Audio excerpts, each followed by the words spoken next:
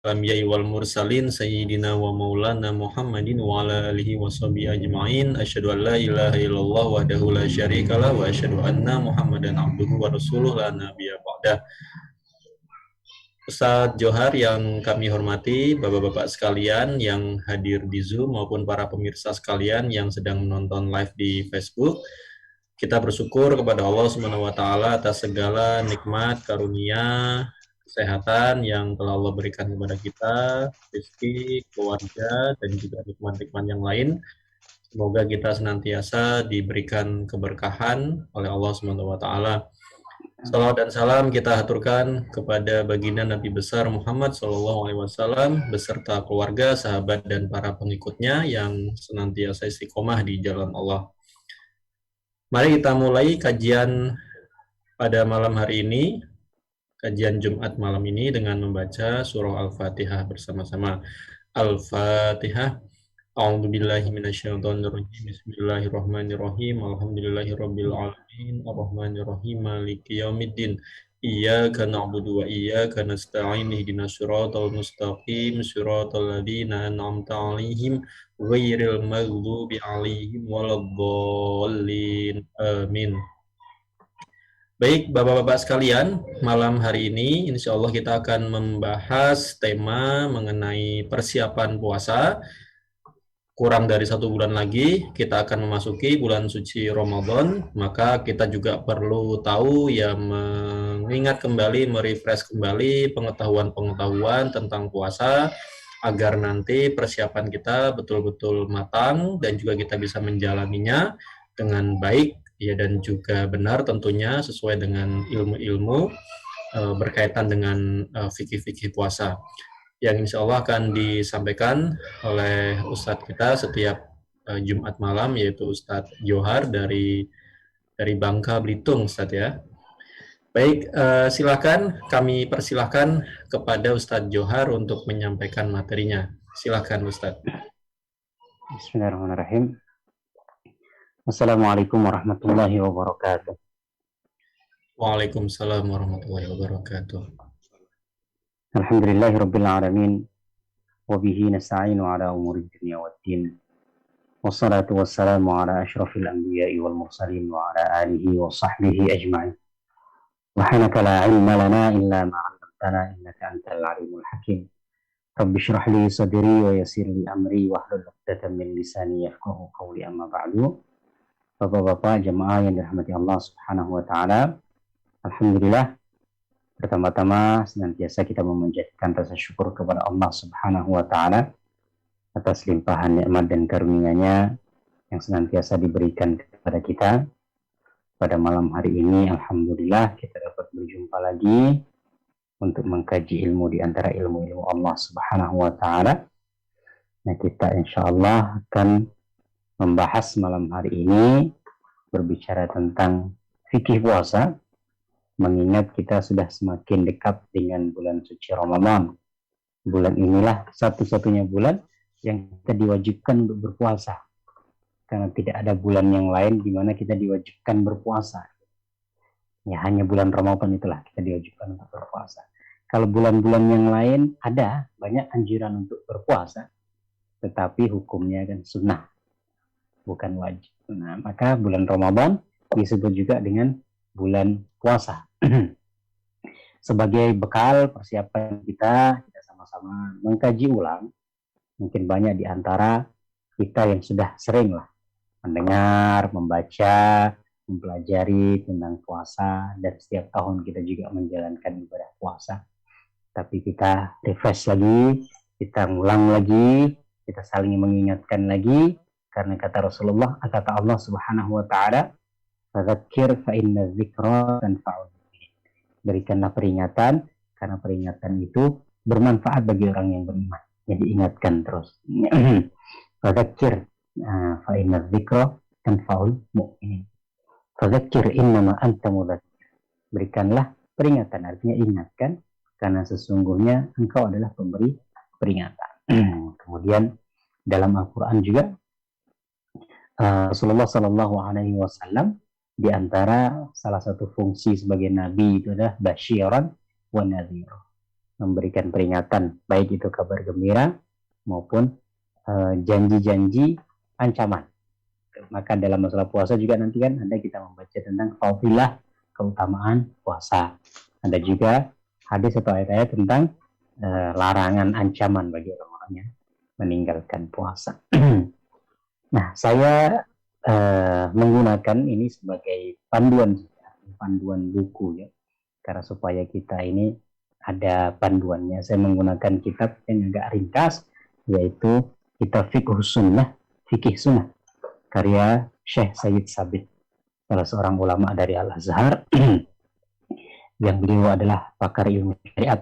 Nah, Fikih Sunnah ini buku yang sangat populer, banyak dipelajari, baik di pesantren-pesantren, universitas, lembaga-lembaga Islam, maupun di kajian-kajian di masjid-masjid dan lain sebagainya.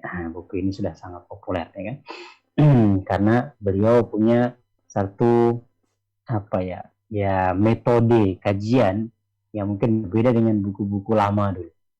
Kalau buku lama itu biasanya dia terpaku pada satu madhab tertentu gitu ya, sehingga untuk kita mengambil pendapat yang lebih luas itu harus mencari buku yang lain. Ini fikih menurut madhab A, fikih menurut madhab puasa menurut madhab A, puasa menurut madhab B. Sehingga kalau kita ingin komparasi, di mana sekarang ini dunia semakin kompleks, sehingga banyak orang dengan mudah bisa membandingkan antar pendapat atau mencari perbandingan pendapat. Nah, itu susah kalau di satu buku. Nah, Syekh Sabit ini salah satu keistimewaan bukunya ya, dia mengkomparasikan antara beberapa pandangan, kemudian diambil pandangan yang menurut beliau lebih kuat dan juga yang sesuai dengan keadaan zaman sekarang. Karena ada pendapat zaman dulu yang itu dia bagus, tapi mungkin untuk diterapkan di zaman sekarang tidak susah. Kita membaca kitab fikih kan begitu, nggak semua apa yang kita dapatkan dalam buku-buku fikih itu kemudian 100% kita terapkan di zaman sekarang, karena fikih itu hasil pemikiran manusia, ya kan? Kalau Quran, hadis itu wahyu dari Allah Subhanahu wa Ta'ala, tapi fikih itu adalah hasil pikiran seorang ulama yang menyimpulkan hukum dari Al-Quran dan hadis. Maka ketika seseorang menolak pendapat ulama dalam ilmu fikih, itu bukan berarti menolak Quran, menolak hadis. Ini juga kesalahan beberapa kawan kita yang kadang-kadang menganggap pendapat ulamanya itu seakan-akan pendapat Quran. Kalau nggak mengikuti ulamanya seakan-akan tidak mengikuti Quran, tidak mengikuti sunnah. Padahal pendapat ulama itu adalah hasil proses berpikir beliau terhadap Al-Quran maupun sunnah. Sehingga kadang-kadang terpengaruh juga oleh situasi, kondisi, keadaan di zaman itu. Imam Syafi'i saja punya pendapat lama, punya pendapat baru. Ketika di Irak, beliau punya pendapat, pindah ke Mesir, punya pendapat lain. Padahal antara Irak dan Mesir itu berdekatan. Dan jangka waktunya sangat singkat. Imam Syafi'i itu umurnya tidak lebih dari 55 tahun. Artinya tidak lebih dari 55 tahun saja sudah punya perbedaan pendapat. Yang pendapat kedua itu kadang-kadang bertolak belakang dengan pendapat pertama yang beliau sampaikan. Gitu. Apalagi kita sudah terbentang berapa ratus tahun begitu kan. Sehingga sebagian ulama ada yang mengatakan kalau Imam Syafi'i hidup di zaman sekarang, mungkin ada banyak pendapat yang beliau tanda petik koreksi, gitu ya, karena menyesuaikan dengan keadaan manusia zaman sekarang. Ulama-ulama fikih dulu kita kadang-kadang ada yang mengatakan satu kecamatan tuh hanya boleh satu masjid. Keadaan zaman dulu dengan jumlah manusia yang masih sedikit, ya kan, kemudian perkampungannya juga sedikit, sehingga supaya orang itu bersatu jamaahnya ya dalam satu kecamatan, satu distrik, ya cukup satu masjid supaya tidak bercerai-berai. Yang sana jamaah, sini jamaah dan lain sebagainya kan. Sudah satu masjid saja. Tapi zaman sekarang satu kampung bisa jadi sudah punya 2 masjid karena manusia semakin banyak, ya kan? Kalau satu kecamatan cuma satu masjid, maka mungkin tidak ada masjid yang bisa memuat atau menampung sebesar apa orang satu kecamatan. Masjid Istiqlal saja kalau seumpamanya satu distrik itu sholat semua di situ belum tentu muat, gitu kan? Apalagi kalau semuanya masjid-masjid yang kecil. Nah, itu juga kadang-kadang pandangan seperti itu berubah sesuai dengan keadaan dan lain sebagainya. masalah-masalah haji, masalah-masalah puasa, masalah-masalah sholat, dan lain sebagainya. Nah, kita sebagai panduan saja, artinya ini yang kita baca sedikit, tapi nanti tetap penjelasannya akan saya sampaikan sesuai dengan apa yang saya ketahui di luar buku ini atau dari buku ini. Bismillahirrahmanirrahim. Jadi tentang puasa atau disebut kitab Siam, ya, kitab atau pembahasan tentang puasa. Asyam yutlaqu 'alal imsak. Puasa dalam bahasa Arab ada dua kata yang digunakan. Pertama kata saum, saum, ya. Kemudian yang kedua kata siam. Maka ya ayyuhalladzina amanu kutiba 'alaikumus siyam. Wahai orang yang beriman, diwajibkan kepada kamu siam, puasa. Nah, tapi ada juga kata saum. Inni nazartu lirrahmani sauma. Dalam hadis Nabi SAW juga mengatakan, idza kana yaumu saumi ahadikum. Kalau seumpamanya hari berpuasa salah seorang di antara kalian, ya, maka jangan dia mengumpat, jangan dia bertindak bodoh. Nah, jadi saum. Kata siam, kata saum digunakan baik dalam Quran maupun dalam hadis. Dua-duanya boleh digunakan untuk menunjukkan kata puasa. Berasal dari kata sama, yasumu, siam. Qama, yakumu, qiyam. Kemudian qala, yakulu, qaul. Jadi kalau sama, yasumu, siam. Itu wazannya seperti qama, yakumu, qiyam. Qiyamul lail. Ya kan? Salat malam. Jadi berdiri di waktu malam. Tapi ada ikut qala yaqulu qaulan, perkataan qaul. Nah, kan? Soma yasumu sauman. Itu dua-dua wazan dalam bahasa Arab ini ada wazan, semacam timbangan untuk suatu kata tertentu kan, karena ada turunan-turunannya. Enggak cuma satu dua, banyak sekali turunannya. Kalau kita bahasa Indonesianya kan jarang ada turunan-turunan banyak. Makan ya makan. Makan ya kan makan. So. Tapi kalau bahasa Arab akala, ya kulu, aklan, akalan, bawa akilun, mereka makulun, kul, latakul, latakul, makalun, dan lain sebagainya. Sama sumu. Artinya puasa itu disebutkan dengan dua redaksi, saum atau siam. Dua-duanya sama. Nah, secara bahasa, saum atau siam itu artinya menahan. Maka dalam surat Maryam dikatakan, surat Maryam ayat 26, Inni nazartu lirrahmani sauman. Sesungguhnya aku bernazar. Bernazar maksudnya berjanji kepada Tuhanku, kepada Allah Subhanahu wa taala, sauman, menahan diri. Menahan diri dari apa? Kalau Maryam menahan diri dari berbicara. Jadi Maryam ini ketika beliau hamil itu kan tanpa seorang suami. Sehingga pembicaraan masyarakat di zaman itu ya menuduh Maryam ini itu dan lain sebagainya. Menuduh beliau berzina dengan penggembala dan mengatakan dianggap berzina dengan tukang bangunan dan lain sebagainya. Kan artinya bagi orang-orang Bani Israel di zaman itu tidak mungkin seorang perempuan hamil tanpa ada interaksi dengan laki-laki.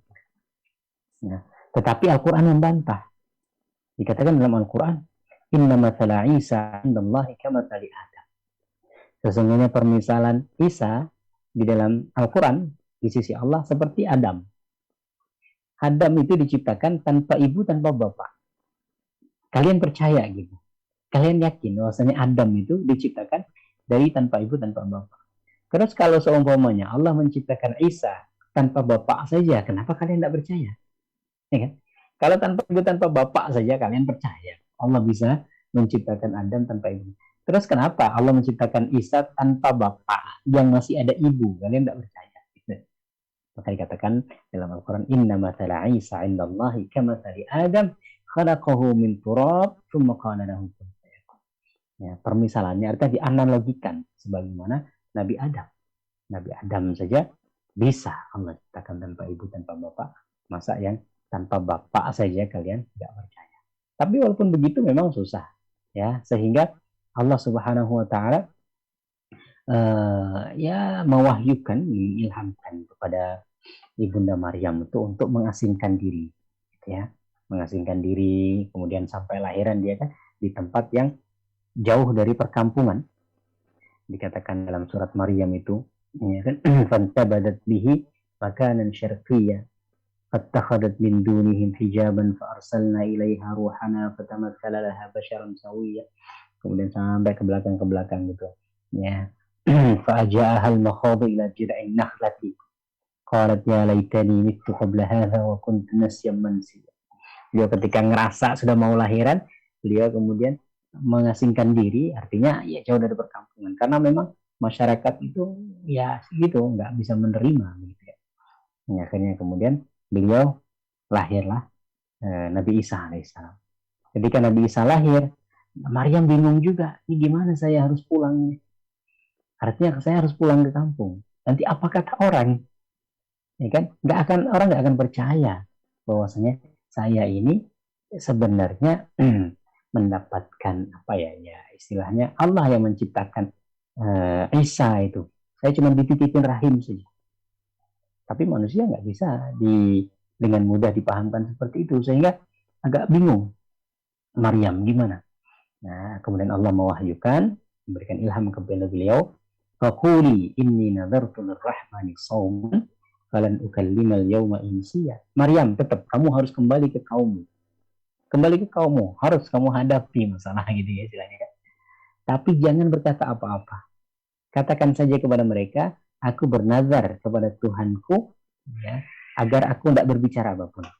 Aku menahan diri dari berbicara. Ini nazartu lirrahman. Katakan gitu, pokoknya aku tidak mau ngomong.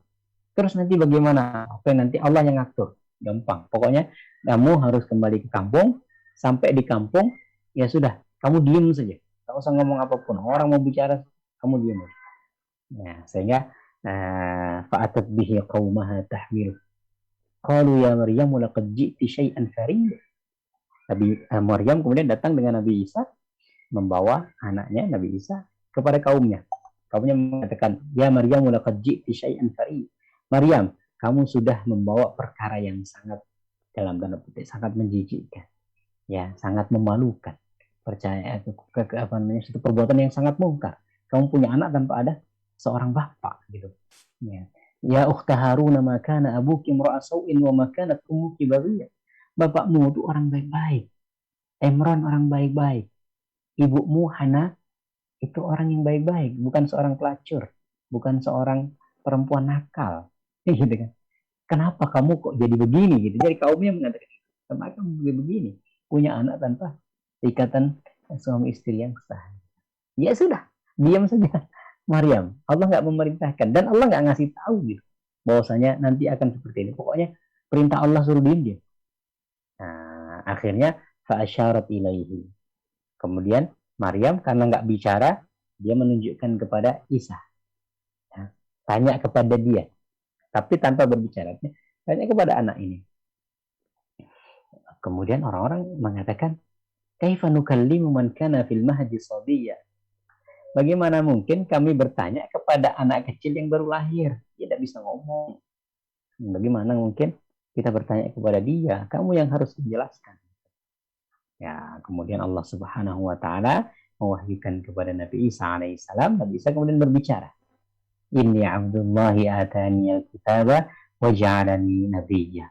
Aku adalah hamba Allah yang Allah memberikanku kitab. Ya, kelak ketika aku dewasa Allah akan memberikanku kitab Injil. Wa ja'alani nabiyyan, akan menjadikanku sebagai nabi. Wa ja'alani mubarakan aina ma kuntu wa awsani bis salati waz zakati ma dumtu hayya. Allah menjadikan aku keberkahan dimanapun aku berada. Jadi Nabi Isa alaihissalam untuk memberikan keberkahan di tempat dimanapun dia berada. Kemudian mewasiatkan atau mewajibkan kepadaku sholat, zakat, ya, dan berbuat baik kepada orang tua dan lain sebagainya. Ini saum. Dari kata saum, inni nazartu lirrahmani saum. Aku berjanji kepada Allah untuk saum, menahan daripada berbicara. Maka saum secara bahasa menahan. Menahan apapun. Menahan berbicara, saum. Menahan pendengaran, saum. Menahan penglihatan, disebut juga saum. Menahan hati disebut. Semua yang menahan disebut saum secara bahasa. Tapi secara istilah, nggak semua menahan disebut saum. Ya, secara istilah, puasa atau saum adalah al-imsak 'anil mufattirat min tulu'il fajri ila ghurubish syamsi ma'an niyyah, yaitu menahan diri dari hal-hal yang membatalkan puasa. Definisi para ulama ini. Jadi menahan diri dari hal-hal yang membatalkan puasa. Di sini nggak disebutkan makan minum gitu, tapi hal-hal yang membatalkan puasa. Karena hal-hal yang membatalkan puasa, ulama nanti berselisih pendapat apa saja yang membatalkan dan apa saja yang tidak membatalkan. Ala kulli hal, puasa adalah menahan diri dari hal-hal yang membatalkan puasa. Jadi, sejak terbit fajar sampai terbenamnya matahari dengan niat, dengan diikuti keinginan dalam hati untuk mendekatkan diri kepada Allah. Ya, yang disepakati hal yang membatalkan puasa, makan, minum, berhubungan suami istri. Yang disepakati. Yang lain-lain ulama berbeda pendapat. Ya, apakah suntik masuk membatalkan atau enggak, bekam membatalkan apa enggak, sikat gigi membatalkan apa enggak, ya kan? Ya, apalagi vaksin sekarang apakah membatalkan? Ulama berbeda pendapat. Tapi yang disepakati makan, minum, kemudian berhubungan suami istri. Ya kan? Makan minum maksudnya adalah memasukkan suatu benda apapun ke dalam kerongkongan. Ya, artinya ke lubang yang biasa kita gunakan untuk makan. Ya. Artinya kalau bukan nasi, bukan roti, tapi yang dimasukkan untuk kelereng, kan bukan namanya makan, tapi tetap batal. Ya kan? Makan kelereng. Jadi maksudnya itu makan dan minum maksud di sini adalah yang memasukkan suatu benda yang melewati kerongkongan. Karena kerongkongan ini adalah jalan normal untuk makan. Makanya infus itu ulama berbeda pendapat. Dia memang memasukkan benda, tetapi dia dimasukkannya dari tempat yang nggak biasa. Gitu kan. Ini sebagian juga, mohon maaf, ada yang obat itu dari dubur. Ya kan? Ya, ada sebagian obat itu yang dimasukkan dari lubang dubur. Nah, ini juga ulama berbeda pendapat. Karena dia memasukkan bukan dari lubang yang biasa digunakan untuk makan. Atau berbeda pendapat bukan berarti membatalkannya atau tidak membatalkan. Tapi karena ada perbedaan. Tapi yang disepakati makan minum berhubungan suami istri. Saya definisi yang disampaikan oleh Syekh Said Sabiq ini memang definisi yang masuk semua ulama. Ya, karena semuanya menahan diri dari makan dan minum dan berhubungan suami istri dari fajar sampai terbenam matahari. Nah, ada yang mengatakan bekam membatalkan puasa. Kok nggak dimasukkan? Gitu kan? Karena disebutkan juga menahan diri dari makan, minum, dan berhubungan suami istri sejak terbit fajar sampai terbenam matahari. Nah, ada yang mengatakan orang kalau pakai celak itu batal. Berarti nggak masuk definisi. Tapi kalau menahan diri dari segala hal yang membatalkan puasa sejak terbit fajar sampai itu semua masuk gitu. Nah, apa yang membatalkan puasa? Ya tergantung. Kalau antum menganggap bahwasanya bekam masuk membatalkan puasa, berarti batal. Kalau antum nggak menganggap, berarti nggak membatalkan. Itu puasa secara definisi istilah, secara ilmu syariat, dan secara ilmu bahasa tadi menahan, secara ilmu syariat menahan diri dari segala hal yang membatalkan puasa sejak terbit sejak terbit fajar sampai terbenamnya matahari dengan niat. Artinya dengan niat itu memang ada keinginan untuk berpuasa dalam artian melakukan suatu ibadah karena Allah. Karena ada orang juga ada makan, ada minum kan, tapi dengan niat diet. Ini diet, ada banyak orang yang diet, gitu kan. Bahkan non muslim mungkin ada orang yang diet juga, nggak makan juga dari sejak fajar sampai terbenam matahari. Nggak disebut puasa. Kenapa? Ya karena nggak ada niat. Dia niatnya niat diet. Gimana mau dipahalain puasa? Ada orang yang nggak makan karena nggak ada makanan. Ya mohon maaf, orang karena saking miskinnya seumpamanya dia mau makan, tapi karena nggak ada apapun yang bisa dimakan, sehingga ya dia nggak makan. Nah ini nggak disebut puasa, karena apa? Ya karena memang dia nggak puasa. Maka maksudnya niat dalam hati itu berarti. Jadi kita ini nggak makan karena apa? Karena puasa. Ya niat itu ya tempatnya memang dalam hati, karena hanya dia yang tahu gitu. Sepertinya aktivitas itu bisa jadi sama, tapi yang membedakan adalah niat. Sama-sama tidak makan. Orang yang diet dengan orang yang puasa sama-sama tidak makan. Sama-sama tidak berhubungan suami istri, sama-sama semuanya tidak minum. Tapi kenapa ini disebut ibadah, ini nggak ibadah? Niat. Orang ini niatnya diet, orang ini niatnya puasa. Orang ini niatnya karena memang nggak ada makanan, ya kan? Ini niatnya. Itu yang dimaksud dengan niat. Nah, masalah gimana melafalkan niat ini nanti berbeda. Ulama ada yang melafalkan, ada yang melafalkan. Ala kulli hal, yang pasti dalam hati kita itu harus kita tanamkan. bahwasanya kita berniat itu untuk puasa. Dikuatkan dalam lisan, ya silahkan. Ada yang nggak menguatkan dengan lisan, yang penting hati. Ya, kalau seumpamanya nggak dikuatkan dalam hati, ya nggak bisa dikatakan berpuasa. Kemudian waktu niat itu kapan? Ulama sepakat bahwasanya waktu niat harus kita tanamkan pada sebelum fajar. Sebelum terbit fajar sudah harus punya niat untuk kita berpuasa. Kalau setelah fajar, maka puasa wajib itu tidak dianggap, nggak sah. Kalau puasa sunnah boleh. Karena Rasulullah pernah datang dari masjid, kemudian tanya Aisyah ada makanan enggak? Rasulullah mengatakan tidak ada makanan. Aisyah mengatakan tidak ada makanan. Idzan ana shaim. Oke, kalau gitu aku puasa. Nah, itu puasa sunnah boleh. Antum pulang dari masjid, nyari makan, kan tidak niat puasa. Nyari makan, tapi tidak ada makanan. Ya. Tidak ada makan, ya sudahlah puasa aja. Nah, itu boleh kalau puasa sunnah. Tapi kalau puasa wajib, mohon maaf, tidak boleh. Dan kalau puasa wajib. Puasa wajib ini apa? Ya puasa Ramadan, kemudian puasa ganti Ramadan, ya. Nanti ada puasa kafarat, ada juga puasa nazar. Kita sebutkan. Ya. Jadi puasa wajib itu bukan hanya Ramadan.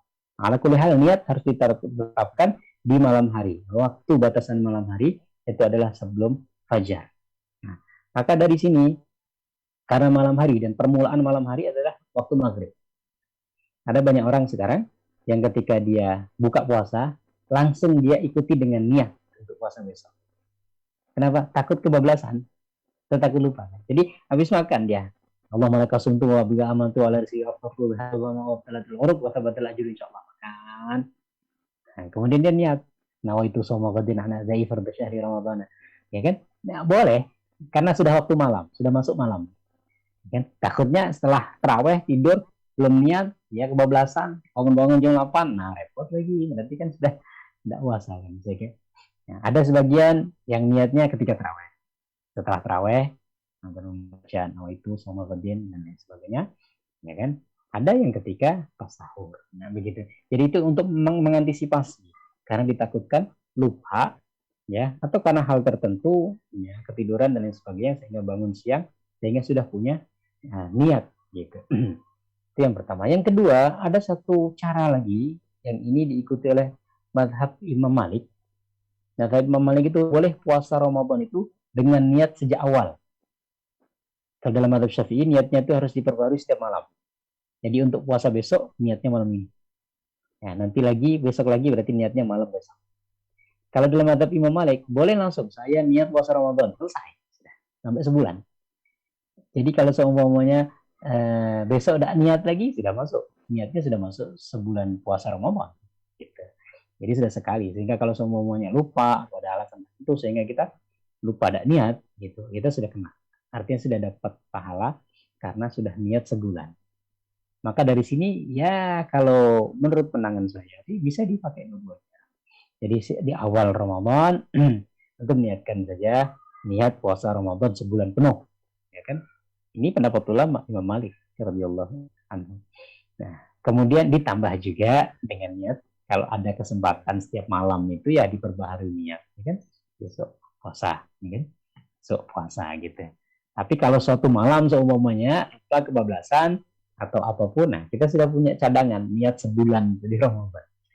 Nah, kan? Nah, dua-dua pendapat ini kita ambil saja, semuanya pendapat ulama kan untuk memudahkan kita. Nah, itu cara ya mensiasati ya supaya kita nggak tertinggal niat karena niat harus ditetapkan di waktu malam sehingga ada yang sudah baca niat ketika selesai dia berbuka, ada yang ketika taraweh, ada yang ketika sahur, ada yang tadi ya disiasati dengan niat puasa sebulan penuh. Itu puasa. Jadi harus ada niat untuk puasa wajib itu di waktu malam. Maka ma'an niyah. Jadi menahan diri dari segala hal yang membatalkan puasa sejak terbit fajar sampai tenggelamnya matahari dengan diikuti niat. Fadluhu, keutamaannya. An Abi Hurairah radhiyallahu anhu anna Rasulullah sallallahu alaihi wasallam qala, dari Abu Hurairah radhiyallahu anhu Nabi sallallahu alaihi wasallam bersabda, kullu amal ibni Adam lahu illasiyah. Setiap amalan anak Adam itu kembali kepadanya kecuali puasa. Artinya maksudnya puasa ini aku sembunyikan pahalanya. Kalau amalan-amalan yang lain kebanyakan ditentukan kan? Salat jamaah 27 atau 25. Kemudian baca Al-Qur'an dilipat gandakan 10 kebaikan, kan? Kemudian ini itu ada apa namanya, amalan-amalan itu yang ditetapkan apa namanya fadilahnya. Tapi puasa ini ilas ya, fa innahu li wa ana ajzi bihi. Puasa ini untukku dan aku yang memberi pahalanya. Puasa ini aku sembunyikan. Cukup aku yang tahu pahalanya dan aku akan memberi pahalanya. Saking besarnya pahala puasa itu sehingga Allah sembunyikan. Cukup aku yang tahu lah seberapa yang akan aku berikan untuk pahala puasa. Wasyamu junnatun. Puasa itu adalah perisai, benteng diri kita. Ya, kita merasakan sama-sama. Kalau puasa ini kan agak lemes, gitu kan? Jadi untuk berbuat maksiat itu mikir-mikir. Kadang-kadang orang terbiasa maksiat. Tapi kalau puasa itu kan ada penahan diri, ya kan? Mungkin orang biasa jalan kemana ke tempat-tempat maksiat. Aduh, lagi puasa nih, males kan? Capek. Jadi nggak jadi benteng kan? Orang biasa matanya penjilatan sana sini puasa. Astagfirullah, puasa nih, tahan pandangan dikit kan? Biasa ribah ngomongin orang. Aduh, lagi puasa nih, tahan dirinya. Asyamu junnatun, yang puasa ini perisai. Artinya membuat orang yang berpuasa itu ya apa ya, tertahan untuk melakukan suatu kemaksiatan, gitu kan? Sehingga orang terhindar dari keburukan. Nah, sehingga Rasulullah SAW juga mengatakan, ya ma'syarus sabab man istata'a minkumul ba'ata falyatasaddaq. Wahai anak muda, barang siapa yang mampu ba'ah, ya, punya kapasitas, punya kemampuan dari fisik, finansial, mental, sebagainya. Kalau itu kembali lagi menakan, ya kan? Pak, kamu yang bisa fa'alih bisa. Barang siapa yang tidak mampu maka berpuasa.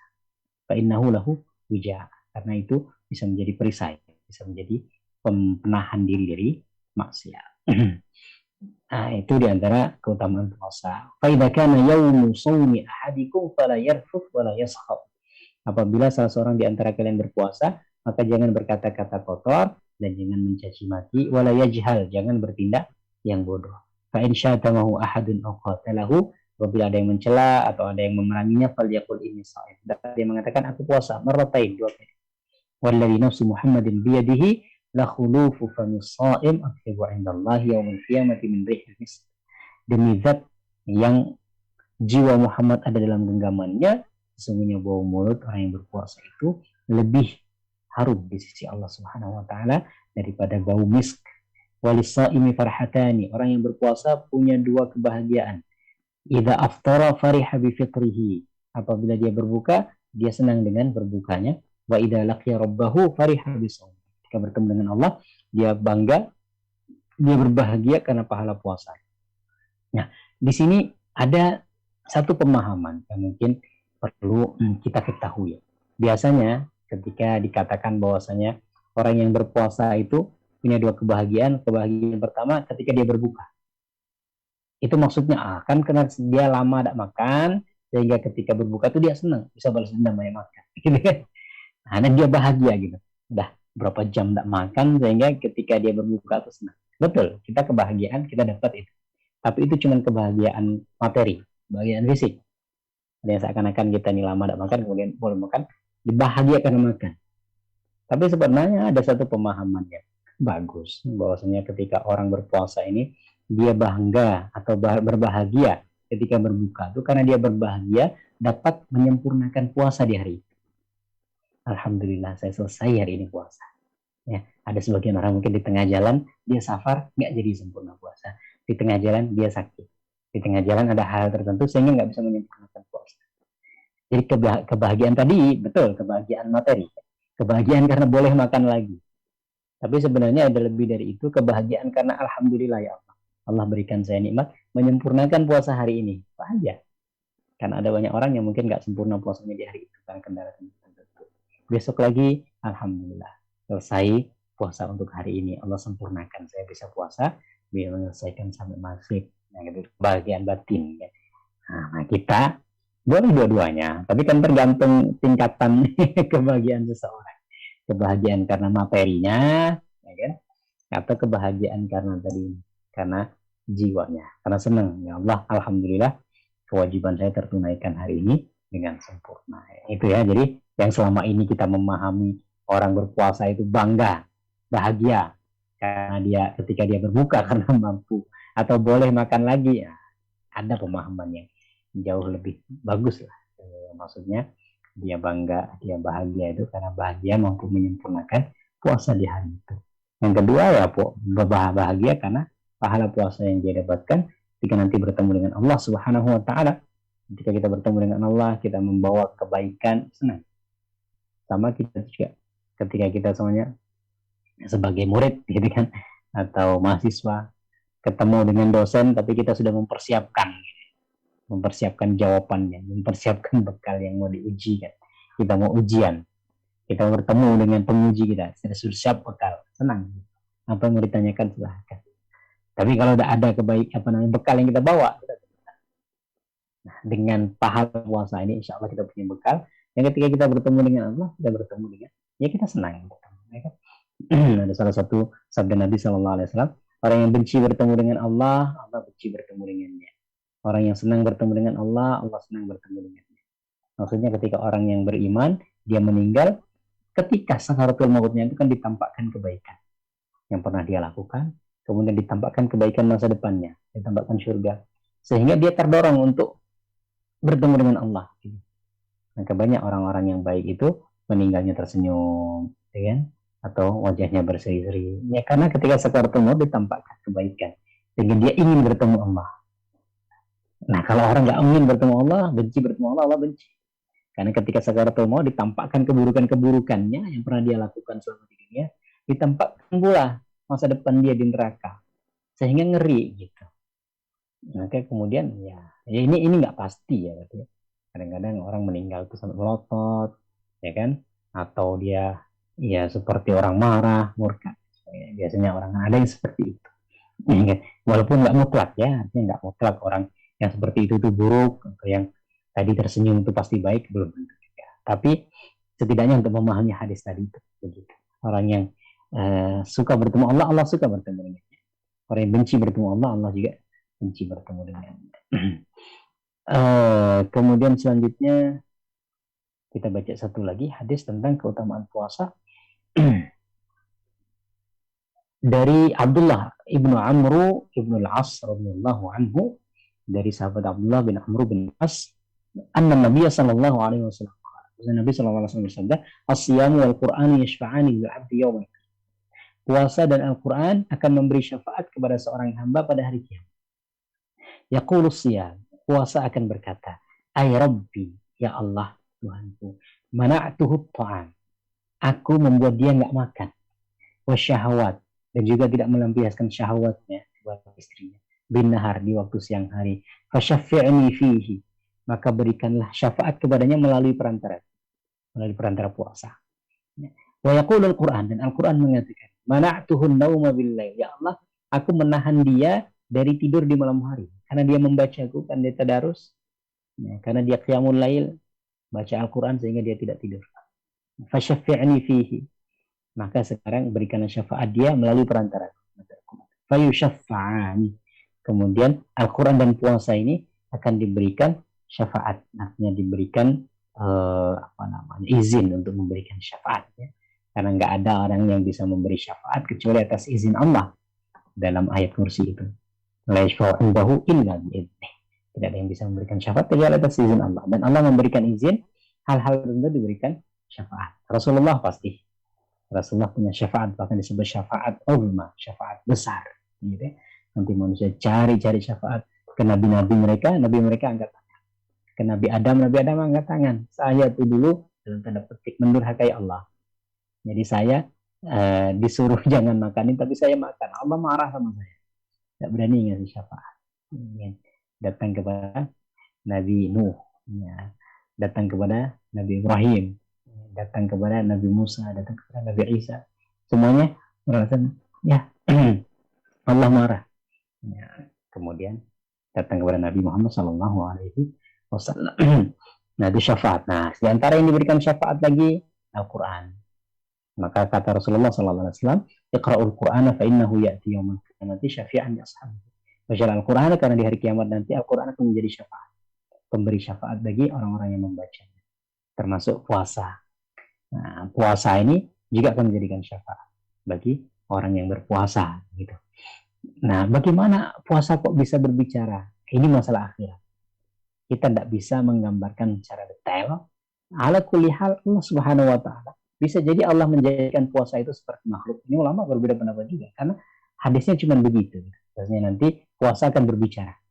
Apakah Allah jadikan puasa ini suatu makhluk tertentu, kemudian Allah berikan kemampuan untuk berbicara? Nggak mustahil bagi Allah. Segala sesuatu bisa jadi, bisa saja. Atau maksudnya bahwasanya nanti puasa itu akan menjadi apa gitu yang memberitahukan bahwasanya kita berpuasa dan sebagainya, Allah tidak tahu. Ala kulli hal ya gitu.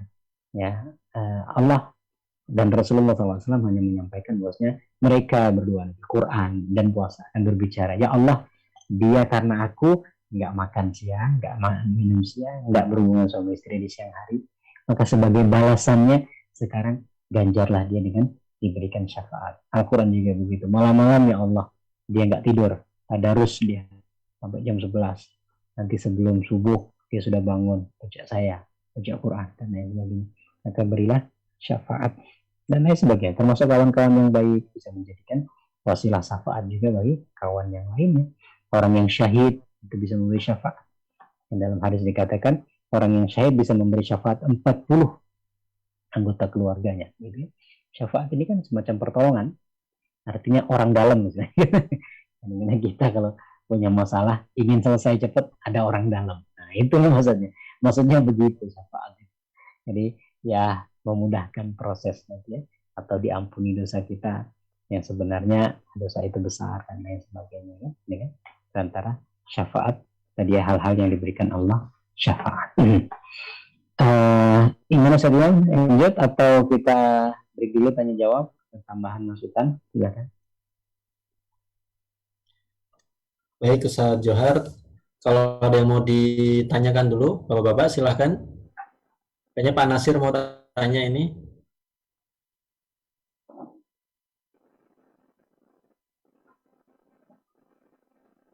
Assalamualaikum. Mau tanya Pak Nasir? Ya, waalaikumsalam. Silakan Pak Nasir. Ada yang mengutip dari imam ya, saya nama imamnya lupa. Tidak diterima sholat, puasa, dan amal lain-lainnya itu karena dia hanya membayar hutang. Karena niat nggak tahu ya dia berniat apa tidak berniat, dari mana imam itu tahu bahwa Tuhan menghukum orang ini karena niatnya sholat, puasa, dan lain-lain, rukun Islam lainnya hanya untuk melunaskan hutang, supaya nanti di hari ketika di alam kubur dia ditanya, dia bisa jawab, ya saya udah sholat, saya udah, hanya sampai sebatas itu dia mengerjakan rukun Islam itu. Nah, dari mana tahu imam ini bahwa ada kejadian seperti itu, Pak Ustadz? Ya. Sudah Pak Nasir? Bisa ditangkap Ustaz? Suaranya kurang jelas gitu. Mungkin Ustaz Imam bisa ini. Saya juga agak samar-samar. Kurang jelas Pak Nasir. Suara antum. Coba suaranya ada orang sholat, puasa, zakat karena bayar utang gitu ya? Iya, niatnya untuk biar kata imam ini kalau nggak salah, maaf ya, wallahu alam, mungkin Imam Tirmizi ya, dia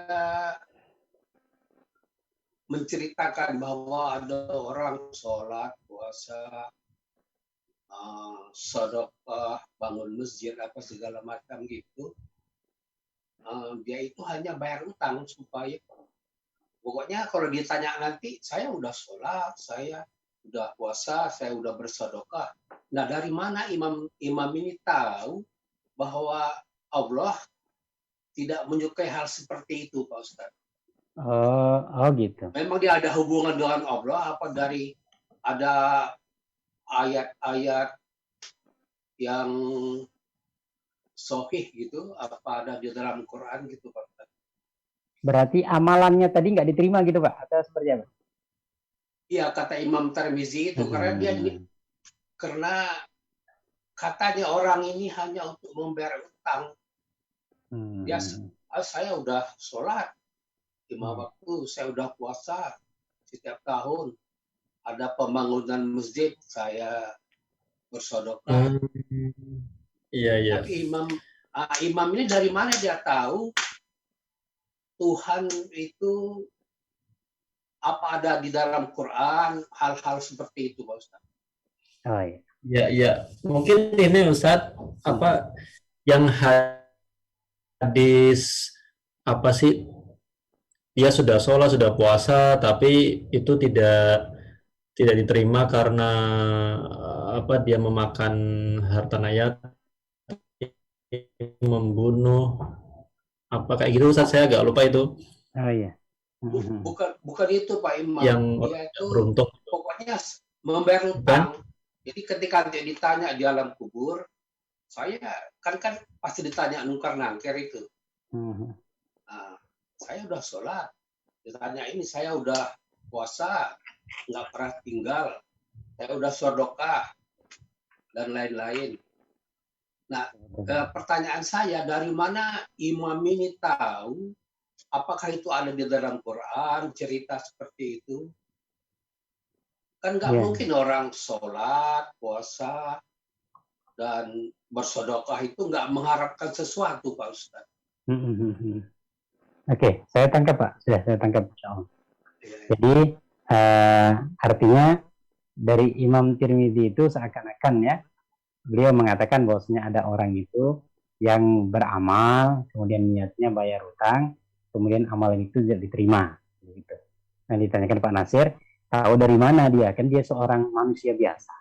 Kok bisa tahu kalau itu nggak diterima oleh Allah? Gitu maksudnya. Apakah memang dia dapat dari hadis atau gitu? Enggak, ya. Imam itu tahu itu apakah ada di Quran, apa ada di hadis, cerita bahwa orang ini nggak diterima oleh Allah gitu. Masa orang sholat, puasa, bersedekah nggak menginginkan surga gitu, nggak menginginkan jannah.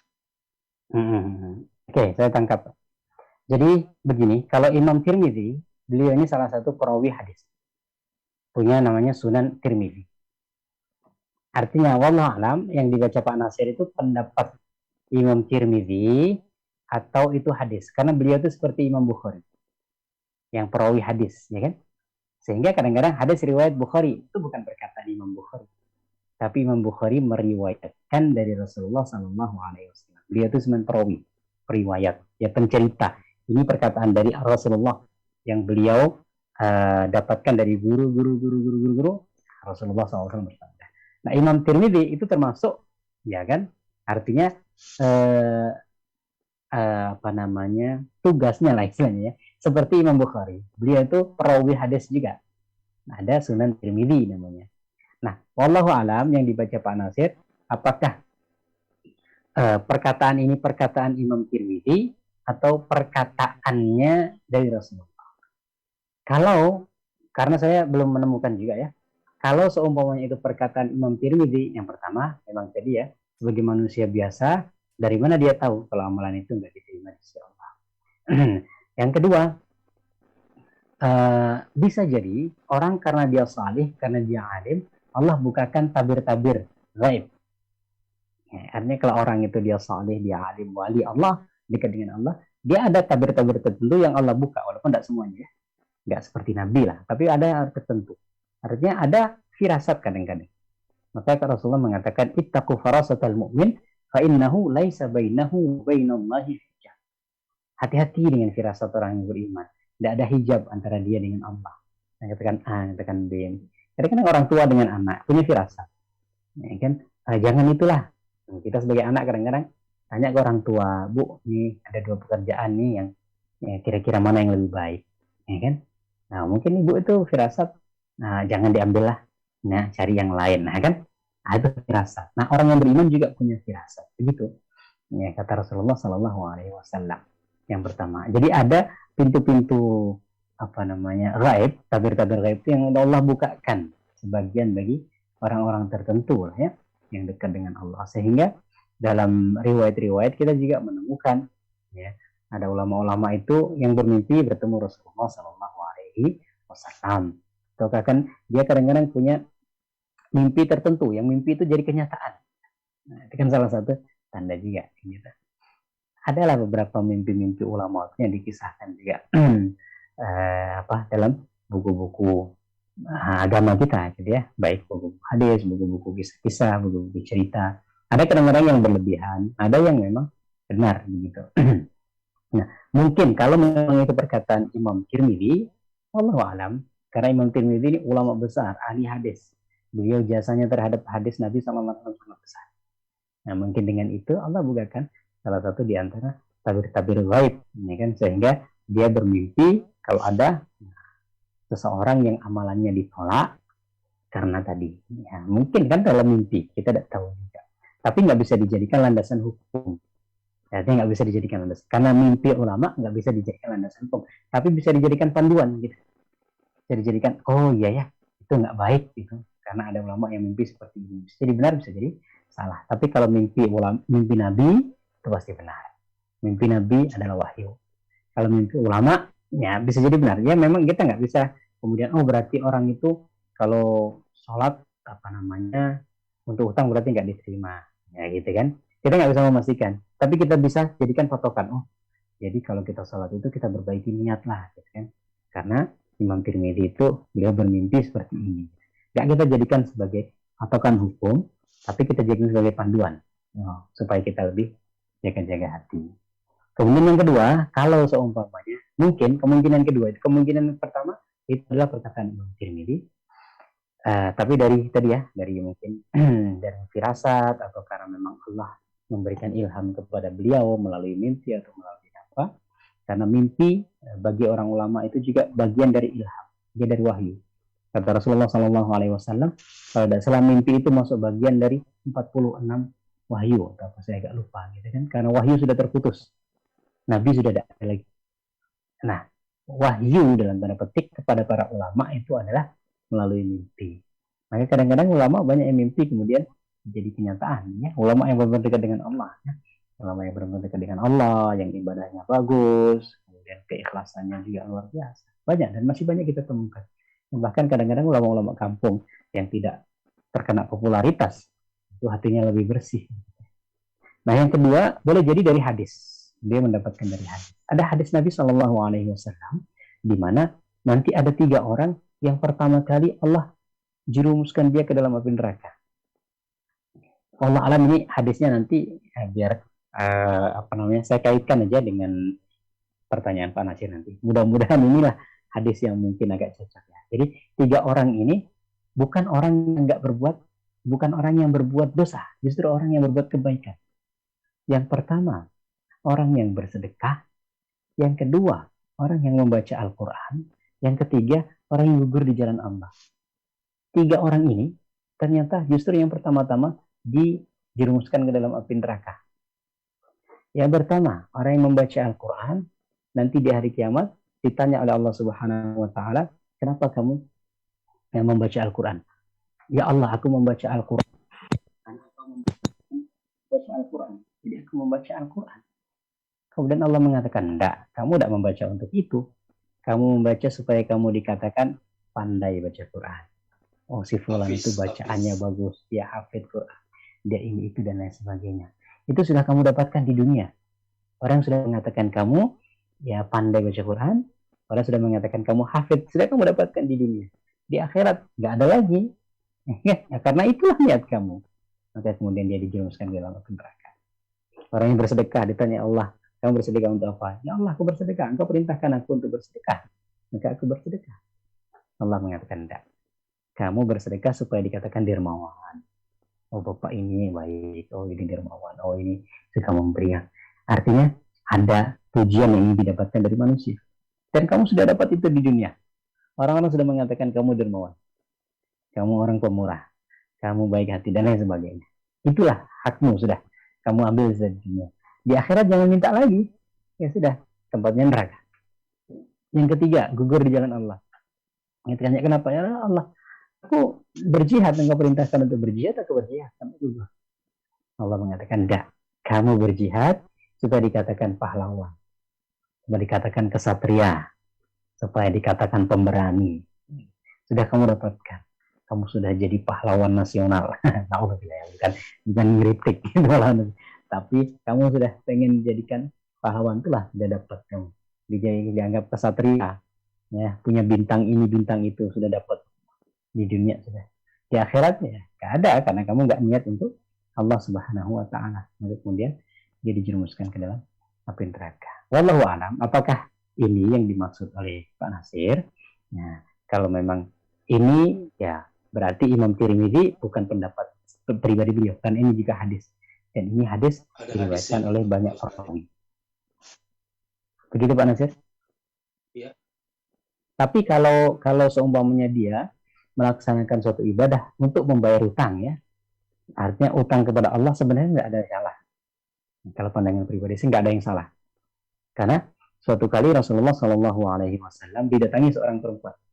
Wahai Rasulullah, ibuku, ya kan, ketika kemarin sebelum meninggal, dia itu punya utang, bukan punya utang, dia itu mau haji, nazar untuk haji, tapi kemudian dia meninggal duluan. Apakah saya harus menghajikannya? Rasulullah mengatakan, kalau ibumu punya utang, kamu bayar. Iya, saya bayar. Nah, hutang kepada Allah lebih berhak untuk dibayar. Artinya kalau dari hadis ini, maka kewajiban-kewajiban yang Allah tuntut dari kita itu juga hutang. Maka orang yang punya puasa, hutang puasa, ya pernah dia meninggalkan puasa, dia harus memenuhi, karena itu hutang kepada Allah. Artinya kalau orang beribadah karena menganggap dia melunasi hutang, itu sebenarnya tidak ada yang salah dari sisi agama. Karena Rasulullah SAW sendiri mengkiaskan, ya, kewajiban haji, jadi yang ibunya seharusnya haji yang dia mampu, tetapi kemudian dia tidak kesampaian, itu diganti. Dan Rasulullah mengatakan, kalau seumur ibu kamu punya hutang, kamu bayar tidak? Ya dibayar Rasulullah. Hutang kepada Allah lebih berhak untuk dibayar. Jadi Rasulullah menganalogikan amalan ibadah kita ini seperti hutang. Artinya ya Allah alam, ya kan. Kalau dikatakan bahwasanya kita beribadah ini seperti kita berhutang kepada Allah, ya wajar, tidak ada yang salah. Kalau duha, Rasulullah mengatakan, jadi seharusnya kita ini setiap hari bersedekah 360 kali sedekah. Karena setiap pergelangan ruas-ruas kita ini ada sekitar 360 berapa, kan? Itu seharusnya disedekahin. Disedekahin itu maksudnya Allah sudah berikan kesehatan sebagai bentuk terima kasih, ya, terima kasih membalas kebaikan Allah, kita sedekah. Ya, tangan kita dikasihkan gerak. Ya, ini sebenarnya harus dibayar. Maksudnya dibayar itu kita berterima kasih kepada Allah dengan cara sedekah. Ya, ruas yang lain, sedekah ruas yang lain. Jadi dalam setiap hari itu ada 360 sekian yang harus kita sedekahin sebagai bentuk terima kasih kita kepada Allah. Dan itu bisa tertunaikan dengan 2 rakaat di waktu salat duha. Kan gitu kan? Artinya seakan-akan ada utang yang harus kita bayar, ya, dari kebaikan yang Allah berikan itu, kemudian tertunaikan dengan salat duha. Wallahu a'lam bishawab. Begitu mungkin Pak Nasir. Ya, siap Pak Ustadz. Ya. Sudah jelas Pak Nasir ya? Iya, jelas. Jadi saya kira yang hadis orang yang muslih itu saat yang orang muflis. Muflis yang rugi itu karena dia mendolimi orang lain kan, sehingga pahalanya diambil sama orang yang didolimi itu. Betul. Ternyata beda ya. Mirip-mirip lah. Saya penasarannya gini loh Pak Ustadz.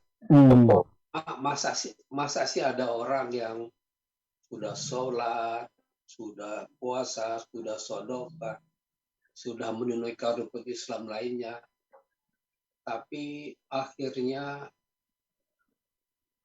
dituduh hanya sebagai membayar utang apa yang diperintahkan di dalam rukun Islam yang 5 itu. Nah, jadi saya pikir kok kejam banget gitu ya. Ya mungkin Allah Subhanahu Wa Taala tahu ya artinya kayak apa, tapi masa segitu kejamnya Allah Subhanahu Wa Taala. Ya sudah semua dilaksanakan. Bolehlah dikatakan mungkin nggak ikhlas, bisa saja ria atau apa, tapi pada dasarnya dia sudah melaksanakan, dan malah kata imam itu, oh ini orang supaya nanti ditanya nungkar-nangkir, loh kenapa saya disiksa, kan saya sudah melaksanakan semua rukun Islam. Tapi ya itulah imam itu kok, makanya saya tanyakan, tetapi sekarang telah mendapat penjelasan dari Pak Ustadz, ya saya inilah sudah paham lah. Alhamdulillah. Ya, baik. Tanya Ustaz. Oke, silakan. Silakan Pak Bambang. Oke, itu apa yang biasa suka Sa'ban sekarang nih kan ya? Itu yang suka kontroversi itu yang ini apa, nipu Sa'ban itu ada hadisnya apa enggak tuh? Ada yang bilang sesat, ada yang bilang ngerayain, apa ada yang puasa gitu, apa sih itu sebenarnya, apa itu? Nipu Sa'ban itu peristiwa apa itu dia? Nisfu Sya'ban ya, pertengahan Sya'ban itu saja. Iya, pertengahan. Ya, coba. Silakan Ustaz. Ini besok buat puasa nih 3 hari kan. Pertengahan bulan. Betul. Oke. Kalau maaf Pak Bambang, yang 3 hari itu bukannya setiap bulan? Setiap bulan ya. Pertengahan bulan gitu Pak. Iya, betul. Itu juga Bukan kebetulan hanya nisfu Sya'ban kan? iya. Ya, oke. Saya jawab, Pak Bambang. Iya. Terima kasih. Ya, yang pertama tentang Sya'ban secara umum. Rasulullah SAW diriwayatkan itu beliau banyak berpuasa di bulan Sya'ban. Artinya banyak sekali berpuasa di bulan Sya'ban. Sehingga sahabat bertanya, wahai Rasulullah, aku melihat engkau berpuasa banyak sekali di bulan Sya'ban. Tidak aku dapatkan di bulan-bulan yang lainnya. Kenapa? Artinya, kenapa engkau sedemikian rupa Rasulullah berpuasa di bulan Sya'ban, sementara di bulan-bulan lain tidak begitu. Kalau bulan Ramadan pastilah kan, ya wajib. Tapi di bulan Sya'ban itu puasanya Rasulullah lebih banyak daripada bulan-bulan yang lain. Kemudian Rasul mengatakan, sesungguhnya bulan itu adalah bulan yang dilalaikan oleh manusia antara 2 bulan yang mulia, yaitu bulan Rajab dan bulan Ramadan. Artinya bulan ini banyak dilalaikan manusia, sehingga aku pengen gitu supaya orang itu nanti perhatian lagi dengan bulan itu, karena memang bulan Rajab ini kan bulan-bulan haram. Ada 4 bulan-bulan haram kan, Dzulqa'dah, Dzulhijjah, Muharram, kemudian Rajab. Nah, 4 bulan haram ini memang bulan yang dimuliakan oleh Allah. Kita dianjurkan untuk memperbanyak ibadah apapun secara mutlak. Ya. Kemudian Ramadan udah pasti bulan suci kita semuanya kan, banyak pahala dilipat gandakan. Sehingga orang itu pikirnya Rajab dan Ramadan. Nah, pertengahannya ini banyak tidak dihiraukan. Nah, Rasulullah ingin ngasih contoh bahwasanya supaya orang ini perhatian lagi dengan bulan, sehingga beliau puasa. Itu yang pertama. Kemudian yang kedua, Rasulullah mengatakan bahwasanya di bulan inilah amalan-amalan anak Adam itu diangkat. Amalan-amalan manusia itu diangkat kepada Allah. Dia dilaporkan oleh malaikat. Ada laporan harian. Amalan laporan harian itu dilakukan setiap subuh dan asar. Allah mengutus malaikat, ada malaikat siang, kemudian malaikat malam. Malaikat siang melaporkan amalan-amalannya yang dilakukan oleh manusia di siang hari, kemudian mereka membawanya itu ketika asar. Malaikat malam itu mencatat amalan-amalan kita di malam hari, nanti dilaporkan ketika subuh. Jadi subuh dan asar itu malaikat siang dan malaikat malam bertemu dia. Malaikat siang turun di waktu subuh kan, waktunya bertugas. Malaikat malam waktunya naik untuk melaporkan amalan kita. Ketemunya di waktu subuh. Ya, artinya kalau security ini ya ngasih kunci lah. Shift siang dengan shift malam kan harus ketemu dulu, ngasih kunci dulu. Ya kan gitu. Nah, sehingga Rasulullah SAW ingin ketika amalan itu diangkat dalam keadaan beliau berpuasa. Nah, dalam amalan harian ini juga Allah begitu. Allah nanti bertanya, wahai malaikat, ketika kamu melaporkan amalan kepadaku ini, apa yang kamu lihat dari keadaan umatku? Ya kita ditanya, Jauhar itu lagi ngapain? ketika subuh tadi ente tinggal, oh dia lagi tidur, nah, celaka kita kan, laporkan dalam keadaan tidur. Oh dalam keadaan, oh dia Johar nih lagi sholat ya Allah, alhamdulillah. Walaupun malamnya tidur, pas subuh puasa sholat ya, nah, dilaporkan kepada Allah sholat, alhamdulillah. Tahajud malam, pas subuh bangkong gitu kan, kebablasan. Dilaporkan Allah, ya pas subuhnya telah dilaporkan Allah ya. Tentu kan kebaikan tetap tercatat, tapi ketika dilaporkan dalam keadaan seperti itu kan tidak baik ini. Asarnya juga begitu. Asar itu malaikat siang balik kepada Allah melaporkan, kemudian ditanya apa yang kamu lihat si fulan ketika kamu tinggalkan. Si fulan ini ya Allah, si fulan ini ya Allah. Dia lagi salat. Beruntunglah orangnya. Nah, ada juga laporan amalan mingguan. Laporan amalan mingguan Senin dan Kamis. Sehingga Rasulullah ketika ditanya, Rasulullah kenapa engkau berpuasa Senin dan Kamis? Karena hari Senin dan Kamis itulah amalan diangkat. Amalan laporan mingguan. Kita kerja kan ada laporan harian, laporan mingguan, laporan bulanan, laporan tahunan, ada trimester, ada catur bulanan dan lain sebagainya. Ya? Nah, malaikat juga begitu. Laporan harian, laporan mingguan, Senin dan Kamis. Senin Kamis diangkat amalan kita, dilaporkan. Rasulullah mengatakan, saya ingin ketika amalan saya dilaporkan itu saya dalam puasa. Kan pas diangkat kemudian ditanya, lagi ngapain Muhammad? Lagi puasa ya. Nah, kan gitu ya. Nah, ada laporan tahunan ini di bulan Sya'ban. Sehingga Rasulullah mengatakan, aku ingin ketika Allah, ya ketika malaikat melaporkan kepada Allah amalan itu, aku dalam keadaan puasa. Sehingga ketika malaikat pas ditanya, dia lagi puasa. Ya, jadi Rasulullah banyak puasa karena itu bulan yang dilalaikan. Yang kedua, karena di bulan ini laporan tahunan kita ini disetor. Laporan tahunan. Jadi laporan tahunan itu bukan Januari ya, bukan Desember. Laporan tahunan kita dengan Allah itu Sya'ban. Ya, untuk itu maka Rasulullah banyak melakukan amalan kebaikan termasuk puasa. Nah dari sini maka ada anjuran secara mutlak untuk kita memperbanyak amalan kebaikan apapun. Puasa itu kan salah satu contoh. Pas dilaporkan kita, oh si fulan ini banyak ngaji ya Allah. Apa yang kamu lihat dari Pak Bambang bulan Sya'ban? Ya Allah, Pak Bambang ikut kajian terus. Nah, kan wah dilaporkan kepada Allah di bulan Sya'ban. Pak Bambang ngajinya khatam 30 kali di bulan Sya'ban. Nah, kan dilaporin gitu. Walaupun seumpamanya bulan-bulan yang lain mungkin satu lembar kan. Pas Sya'bannya khatam 30 kali. Nanti dilaporkan kepada Allah Subhanahu wa taala. Nah, artinya amalan apapun kebaikan dianjurkan di bulan Sya'ban ini. Itu yang pertama. Yang kedua, ada malam nisfu Sya'ban. Berarti malam pertengahan bulan Sya'ban, malam ke-15. Nah, ada banyak hadis tapi kebanyakan hadis ini lemah, bahkan sebagiannya juga palsu. Sehingga tidak banyak ulama yang menjadikan sebagai hujah, tidak banyak yang dianggap gitu ya, jadikan sebagai dalil.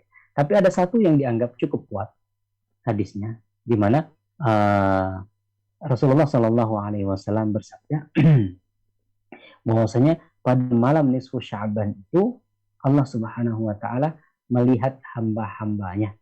Dan Innallaha yattali'u ala ibadihi fi lailatin nisfi min Sya'ban. Allah memantau, Allah mengawasi ya para hambanya di malam pertengahan Sya'ban. Maksudnya malam nisfu Sya'ban tadi, malam ke-15. Fayaghfiru lil mu'minin. Allah Subhanahu wa taala mengampuni orang-orang yang beriman. Sebagian riwayat dikatakan fayaghfiru li khalqihi. Ya, Allah Subhanahu wa taala mengampuni semua makhluknya. Illal musyrik atau musyahid. Kecuali orang yang musyrik dan orang yang bertengkar. Bertengkar ini yang mempunyai masalah dengan saudara. Saudara seiman maksudnya. Artinya orang yang tidak akur. Nah, ini hadis ini cukup kuat. Nih, kalau hadis-hadis yang lain banyak yang lemah. Sehingga nggak bisa dipegang ya untuk dijadikan kuat. Nggak bisa dijadikan kekuatan untuk dalil gitu. Tapi hadis ini cukup kuat. Ya, sebagian ulama mengatakan hadis ini hasan. Artinya di malam nisfu Sya'ban Allah memantau secara khusus hamba-hambanya. Allah mengampuni kecuali orang yang musyrik dan orang yang tidak ada persengketaan dalam orang yang musyrik dan orang yang bersengketa itu nggak diampuni oleh Allah Subhanahu wa taala. Maka kalau dari hadis ini anjuran nisfu Sya'ban pertama memperbarui keimanan kita. Artinya kita beriman lagi ya Allah supaya nggak masuk bagian dari musyrik. Musyrik yang disadari maupun tidak disadari. Karena kalau disadari itu banyak orang yang merasa tidak musyrik. Tapi nggak disadari banyak orang yang mungkin musyrik dalam tanda petik ya, disadari gitu. Ya, dia mengagungkan selain Allah. Nah, dia takut kepada selain Allah. Kan bisa jadi kemusyrikan kecil atau riya, ibadahnya untuk selain Allah. Nah, itu kan kemusyrikan yang nggak kita sadari. Gitu. Artinya ketika nisfu Sya'ban itu ya kita perbaiki lagi keimanan kita, ya Allah, mudah-mudahan masuk dari yang diampuni. Yang kedua, kita bersihkan hati dari kedengkian, dari kebencian, ya kan, dari persengketaan dengan manusia. Nah, gitu. Masalah amalan-amalan nisfu Sya'ban dan lain sebagainya, kalau menurut saya sih dimasuk ke dalam anjuran beramal di bulan Sya'ban secara umum tadi. Ada yang baca Quran, ada yang sholat, ada yang puasa, ya monggo. Ya, itu masuk tadi ya, masuk anjuran yang umum di mana di bulan Sya'ban ini amalan diangkat. Maka kalau ada yang beramal baca Quran, ya, ada yang sholat malam, ya, kemudian ada yang berpuasa di pertengahannya, ya silahkan saja. Yang penting jangan dibatasi. Maksudnya dibatasi itu berarti amalannya itu saya sholat cuma di malam nisfu Sya'ban. Yang lainnya enggak gitu kan. Padahal anjurannya kan semua malam Sya'ban. Ya kan? Kemudian puasanya saya puasa di pertengahannya aja lah. Ya kan? Yang lain enggak. Gitu. Ya kan membatasi itu saja. Atau apalagi ya, baca Qur'annya. Nah, harus baca Qur'an ini. Atau harus 7 kali, harus Yasin 7 kali. Enggak harus, mau antum Yasin, baca Yasin, monggo. Baca Al-Fatihah, monggo. Baca Qul ya ayyuhal kafir, monggo. Baca surat Al-Kahfi, monggo. Mau baca 7 kali, 3 kali, 5 kali, monggo. Tapi kalau menetapkan harus 3 kali, nah ini yang enggak. Harus 3 kali, kalau enggak 3 kali enggak dapat pahala. Karena enggak ada tuntunan dari Rasulullah. Kalau ada tuntunan dari Rasulullah, harus 3 kali, maka kita sami'na wa ata'na. Tapi selama enggak ada tuntunan, maka terserah. Boleh membaca 3 kali, enggak ada salahnya. Tapi tadi ya, kalau membatasi hanya 3 kali, kemudian kalau enggak 3 kali itu enggak dapat pahala, nah itu yang kurang tepat. Karena membatasi tanpa ada dari landasan dari hadis Nabi Shallallahu Alaihi Wasallam. Tapi membacanya boleh saja. Salatnya silakan salat malam. Ya. Terus jangan sampai juga kita meninggalkan suatu amalan karena takut riya. Gitu. Pernah mungkin saya sampaikan di sini. Jadi Al-Fudail bin Iyad pernah mengatakan orang beramal karena manusia itu syirik kecil. Ya. Meninggalkan amalan karena manusia itu riya. Mau puasa karena orang, saya puasa nanti biar dilihat si fulan. Nah, itu riya, syirik kecil. Tapi wah, saya tidak puasa, nanti takutnya dianggap seorang solih. Akhirnya jadi nggak ada jadi puasa. Tidak perlu sholat. Nanti kalau sholat dianggap seorang alim lagi. Ya kan, nah itu meninggalkan amalan karena manusia juga. Ya. Jangan sampai karena tadi ya nggak berpuasa. Nah, mau puasa, ya saya puasa saja. Tanggal 15 boleh puasa? Boleh puasa. 13, 14, 15 boleh. Mau puasa 15 saja boleh. Masih masuk bulan Sya'ban. Anda mau puasa tanggal 1 Sya'ban, 2 Sya'ban, boleh. Kenapa tanggal 15 Sya'ban-nya tidak boleh? Ya boleh saja. Cuman kalau tadi menganggap hanya 15 Sya'ban lah kita diajarkan, yang hari-hari yang lain enggak, nah itu yang perlu kita betulkan. Kemudian yang ketiga, memang ada persengketaan, ya perselisihan ulama tentang amalan-amalan di nisfu Sya'ban ini. Yang pasti menurut saya tadi ya, kita perbaiki niat, kemudian kita juga bersihkan hati. Karena Allah mengampuni semua hambanya kecuali yang dua nih, yang musyrik dan orang yang ada persengketaan dengan makhluk. Nah, jangan sampai, karena ada sebagian orang yang ya menyalahkan amalan-amalan kawam di bulan Sya'ban. Akhirnya dia jadi bertengkar. Ya, berarti kan tidak masuk dari orang yang diampuni Allah. Nah, jadi malah hatinya jadi kotor. Di malam Sya'ban itu nyalahkan ini kan. Akhirnya hati kotor, nggak jadi dapat ampunan. Boleh kita nggak mengamalkan suatu amalan, ya. Kawan kita mengamalkannya, kita lapang dada aja. Ya Allah, saya nggak menambah kebencian apapun. Mudah-mudahan di malam ini masuk bagian yang diampuni Allah Subhanahu wa Ta'ala. Begitu mungkin Pak Bambang. Iya, terima kasih Pak Ustadz. Sama-sama. Sudah jelas Pak Bambang? Alhamdulillah Pak, terima kasih. Itu Mas Jirjis mau tanya kayaknya. Mas Jirjis nggak menampakkan diri. Tadi kalau yang disinggung soal vaksin itu Ustadz, ya, kan kemungkinan nanti Ramadan juga ada vaksin ini kebetulan jadwalnya juga pas Ramadan nanti tuh. Nanti gimana Ustaz? Kalau pandangan Ustaz sendiri? Saya secara pribadi, ya hasil bacaan saya, hasil belajar saya, saya lebih kuat mengatakan bahwasanya suntik ya itu tidak membatalkan puasa. Suntik artinya suntik infus maupun suntik obat, ya kan, maupun suntik apa, ya termasuk suntik vaksin tidak membatalkan puasa. Ada ulama berbeda pendapat tentang hal ini. Ini pendapat saya sudah beberapa tahun yang lalu sering saya sampaikan kawan-kawan gitu. Nah, kemudian sekarang ternyata MUI menguatkan. Wallah alam, dengan kajian yang dilakukan oleh MUI kan, MUI sendiri sudah mengeluarkan fatwa bahwasanya vaksin, suntikan vaksin tidak membatalkan puasa. Begitu. Ya, suntik apapun tidak membatalkan puasa. Nah, karena tadi ya, dia melalui jalur yang tidak normal untuk makan. Kalau jalurnya, semuanya suntiknya lewat mulut, udah batal. Tapi kan dia lewat aliran darah. Oh ya, mau lewat ya belakang, lewat tangan dan sebagainya. Jadi perbedaan pendapat ulama itu begini. Yang pertama tentang infus ya, saya kasih contoh tentang infus. Dianggap kan infus itu kan memasukkan gizi. Jadi ulama yang mengatakan dia tidak membatalkan puasa, mengatakan ya karena itu dia memasukkan suatu benda bukan dari lubang yang normal untuk makan, sehingga dia tidak batal. Yang mengatakan batal, nah itu kan dia orang jadi segar. Artinya kan memasukkan gizi kan kayak orang makan, dia jadi segar, nggak lemas. Kemudian ulama yang mengatakan tidak membatalkan membantah lagi. Semuanya orang lemas, kemudian dia mandi, dia jadi segar. Apakah mandi itu membatalkan puasa? Kan enggak. Artinya ketika orang diinfus, kemudian dia kembali segar, itu bukan berarti jadi alasan untuk membatalkan puasa. Karena orang mandi jadi segar itu kan tidak membatalkan puasa. Gitu. Dan saya rasa juga orang yang infus itu nggak mungkin kenyang kan. Dia memang nggak ngerasa lemas, tapi kan nggak sampai sendawa gitu. Nggak sampai bahasa Jawanya gelegean gitu. Nggak sampai artinya ya itu bukan makan. Allah alam, nah itu pendapat pribadi saya. Nanti Anda menemukan ada ulama lain atau mengatakan itu batal, ya monggo ditimbang-timbang. Tapi ternyata itu sekarang sudah dikuatkan oleh MUI yang mengatakan vaksin ini tidak membatalkan puasa seorang yang divaksin di hari itu. Allah alam. Mas Jirjisnya sudah menunggu. Pak Azirji sudah menampakkan diri. Jazakallah Ustaz. Iya, Allah. Nanti tapi kalau habis disuntik lemas, disuruh makan gitu. Nah, itu baru. Jadi kalau infus kan disuntik jadi ini ya, jadi seger ya. Ini vaksin disuntik malah lemes gitu.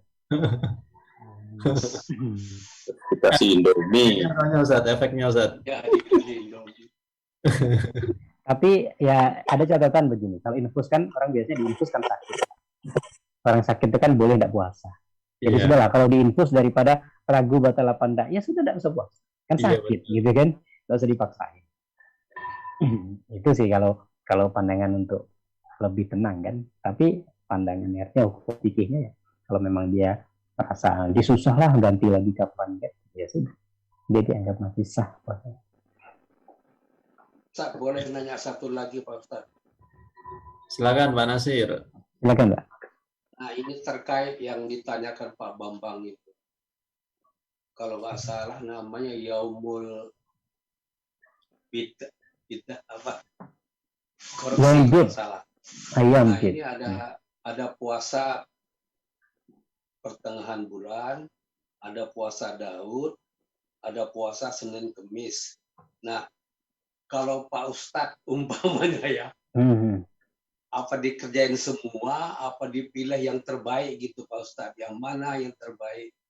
Karena yang dimaksudkan Pak Bambang saya pernah dengar itu setiap pertengahan bulan.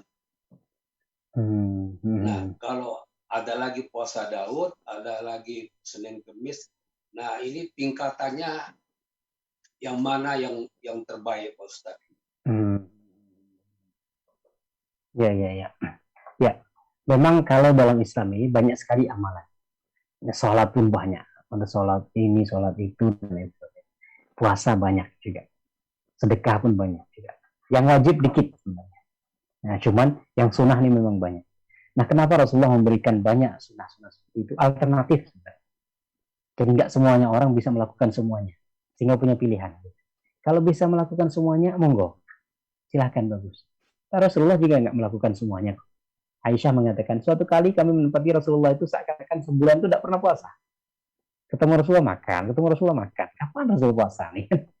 Tapi kadang-kadang kami bertemu dengan Rasulullah seakan-akan beliau tidak berbuka sebenarnya. Artinya setiap hari tanya ketemu, saya lagi puasa. Terus lagi ketemu, saya lagi puasa. Jadi ada dalam sebulan itu Rasulullah seakan-akan tidak pernah puasa. Ada dalam sebulan itu seakan-akan Rasulullah berpuasa. Artinya dari sini, kalau semua kita hitung, puasa Dawud dianjurkan, Senin Kemis dianjurkan, puasa Bid dianjurkan. Kan hampir berarti setiap hari itu kita puasa. Nggak ada yang kosong. Tetapi Rasulullah SAW tadi, ya, dalam satu bulan itu kadang-kadang nggak puasa sama sekali. Salat pun begitu, ada salat duha, ya, ada salat tahajud, ada surat qabliyah ba'diyah, ada salat sunnah syuruk, salat sunnah tahiyatul masjid dan lain sebagainya. Rasulullah SAW nggak melakukan semuanya. Ini dikasih alternatif. Ada mungkin orang itu yang nggak bisa puasa Senin Kemis, ya kan, monggo puasa di pertengahannya saja. Ada ya mungkin puasa pertengahan cuma 3 hari, puasa Daud lah, ya monggo, ya kan? Atau puasa Daud terlalu berat, Senin Kemis aja lah, ya monggo. Jadi alternatif gitu. Jadi supaya orang itu ketika kehilangan satu amalan, dia bisa mengejar dengan amalan yang lain. Nggak harus semuanya dilakukan. Kalau bisa dilakukan ya silakan, itu baik. Ya, tapi jangan sampai memberatkan diri, itu saja. Sama dengan sholat juga. Ya. Rasulullah SAW itu, mohon maaf, disampaikan oleh Aisyah, Rasulullah itu jarang sholat duha. Rasulullah jarang sholat duha. Bahkan, tapi Rasulullah itu mewasiatkan kepada Abu Hurairah.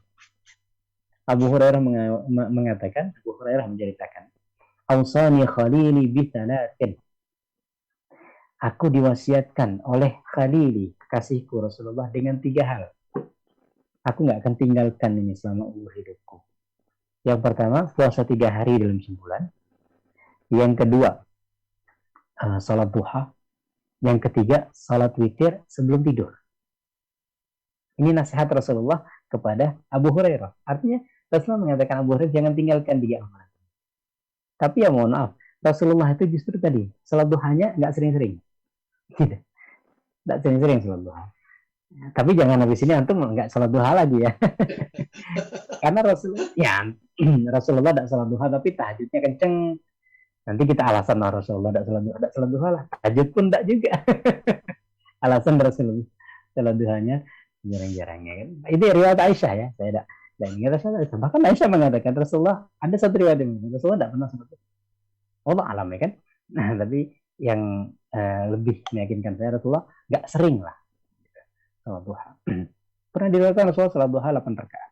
Dari Ummu Hani pernah mengisahkan ketika Rasulullah SAW menaklukkan Makkah, ya, dia melihat Rasulullah itu salat 8 rakaat dan itu dilakukan di waktu duha. Pernah, ya artinya pernah Rasulullah. Kemudian apalagi ya, salat tahiyatul masjid. Hampir dikatakan tidak ada riwayat Rasulullah salat tahiyatul. Karena Rasul datang ke masjid langsung qomat. Gitu. Rasulullah sebagai imam. Ketika Rasul datang ke masjid, Bilal azan. Bilal qomat. Gitu. Ya, kalau kita kan sholat sebagai makmum kan datang duluan tahiyatul masjid, salat sambil nunggu imam. Rasulullah sebagai imam sholat di rumah. Qobliyah di rumah. Datang langsung Bilal qomat. Nah gitu. Jadi ya tidak tahiyatul masjid Islam. Ada sebagian yang meriwayatkan Rasulullah sholat tahiyatul masjid itu ketika Rasulullah safar, mau safar. Biasanya Rasulullah kalau mau safar itu Rasulullah ke masjid sholat 2 rakaat. Kemudian kalau pulang dari safar, Rasulullah mampir ke masjid sholat 2 rakaat. Nah, itulah dianggap sebagai sholat tahiyatul masjid. Tetapi anjurannya ada. Rasulullah mengatakan setiap kali kamu masuk ke masjid, maka sholatlah 2 rakaat sebagai penghormatan kepada masjid. Jadi ada anjurannya. Nah, kita boleh melakukan itu. Dan lain sebagainya. Nah, di sini maka kalau kita melihat amalan-amalan dalam Islam banyak sekali. Bukan untuk kita lakukan semuanya, ya. Yang wajib tentu kita lakukan. Tapi yang sunnah itu Rasulullah ngasih alternatif. Ya, ini nggak bisa sholat qobliyah ba'diyah karena apa namanya apa ya kerjanya mepet gitu kan, waktu istirahatnya cuma sebentar, bisa lama di masjid. Ya sudah, nanti ketika pulang sholat tahajud silahkan. Ya ini di siang hari Pak, saya teller nih atau saya ini satpam, mana bisa saya ini sholat duha. Nah, kan? Saya teller nih di depan orang terus ngadepin orang dari sejak datang sampai kapan saya mau sholat duha. Ada alternatif ya, tidak bisa sholat duha, nah sholat tahiyatul masjid, sholat qobliyah ba'diyah, sholat ini jadi sebagai alternatif. Kalau bisa dilakukan semuanya monggo, yang penting tidak memberatkan karena itu amalan sunnah. Kalau enggak ya kita cari mana yang kira-kira sesuai dengan kesibukan kita, sesuai dengan aktivitas kita. Yang penting jangan sampai kehilangan sama sekali dengan kebaikan. Begitu Pak Nasir. Ya, terima kasih Pak Ustadz. Sama-sama. Silakan. Ustadz Imam. Ya, baik, ada lagi yang lain? Pak Zirjis kayaknya mau tanya, Pak Zirjis. Suaranya nggak masuk, Pak Zirjis. Suaranya. Pak Zirjis suaranya udah belum sih? Lo, omah tinggal lu ngoy gue lo piye.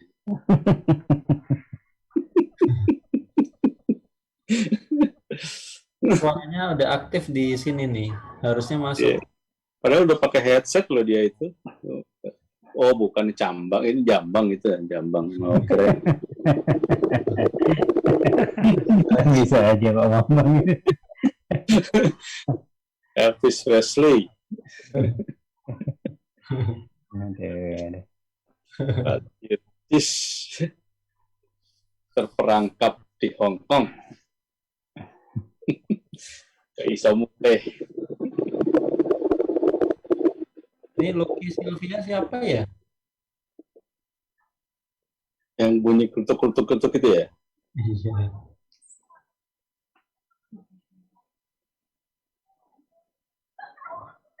Malah dipateni. Yang lain dulu. Ada Pak Fajar, ada Pak Fajar? Pertanyaan? Ada suaranya Pak Fajar. Background-nya itu lesson code kayaknya ya. Kantor TT itu. Gedung-gedung tua. Tuh. Heaven Avenue. Heaven Street. Heaven Street. Heaven Street. Ya, Mas Jejis. Aisyah ya? Pak Fajar Ya, tuh aktif. Nggak ada. Belum di-update itu iPad-nya. Pak Zirjis ini nih sering kendala ini suaranya nih. Mbak ya tuh pusing anyar ngono to. Ustaz, mau bertanya Ustaz. Silakan Pak. Itu yang anyar itu yang susah, Pak. Ane sempat explore nih terkait dengan hukumnya wanita haid membaca mushaf Quran gitu ya. Kalau di YouTube itu kayaknya seimbang tuh ya antara yang membolehkan dengan yang tidak memperbolehkan gitu. Bahkan ustadznya juga Ane lihat ada sekitar 10 video kayaknya terkesan yang 5 memboleh, yang 5 juga tidak boleh.